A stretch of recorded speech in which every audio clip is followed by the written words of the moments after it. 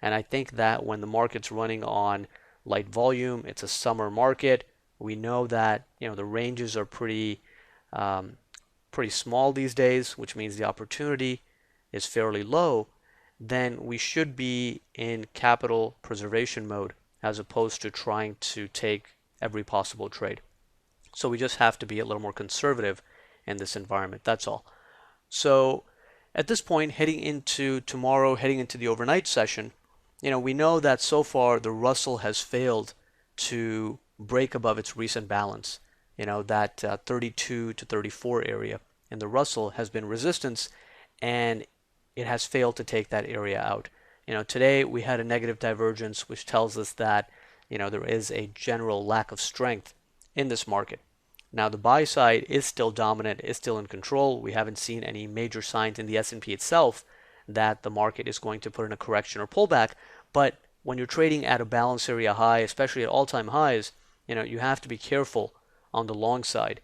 And heading into tomorrow, we're going to keep an eye on today's VPOC or today's HVN.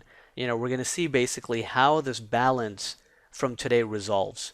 So if the market breaks down, and especially if it takes out the 77 quarter to 78 quarter area on the downside, then that would not be a good sign for buyers. And that could result in a short-term pullback down into the 66.5 to 68.5 zone, and possibly even lower into 59.61.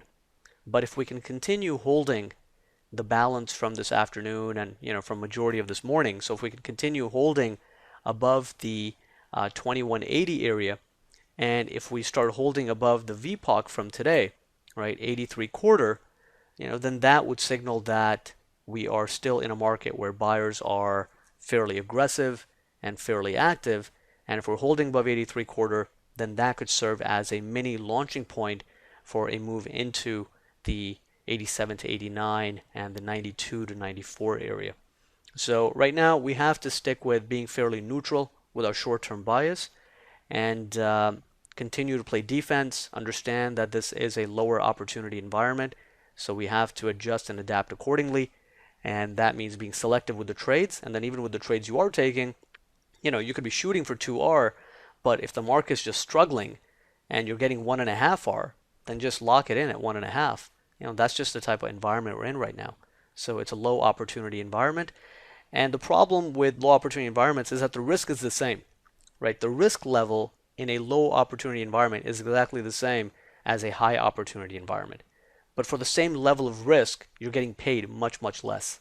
So, the best thing to do is to be selective, to be a little more cautious, play a little more defense, and then really just be prepared to get aggressive when the market actually picks up some volatility and volume, and the opportunity potential really expands from here on out. Once that happens, then you should be ready to turn it on. But for now, I think it's best to just play it a little bit safer. So, heading over the next day or two, we're going to be watching to see how this balance resolves.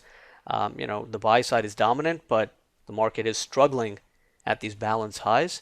And if the Russell continues to hold its recent range, then that is going to be problematic for the S&P. It's going to make it tougher for ES to continue printing new highs. So in the Russell, keep an eye on the 1230 high volume node. That's essentially a level that was rejected today. And then the 32 to 34. If we can get a breakout above 1230 in the Russell, then it would support some of the higher prices in the S&P. But if it continues to fail, right now the way it is, then that could result in some selling coming into ES as well. So we need to be flexible, we need to be nimble, because that's just the type of market we're in. We can't be overly bullish right now, especially at these higher prices. So let's see how the overnight session plays out. We're going to have resistance essentially around this 82.5 to 85 area here in the overnight. On the downside, we have support at 77 quarter to 78 quarter and around the 80. And if you break 77 quarter, 78 quarter, then we could quite easily pull back to 72 to 74 and possibly even 66.5 to 68.5. So those are our main thoughts heading into overnight. I hope you all did okay today, and I will update you all tomorrow morning.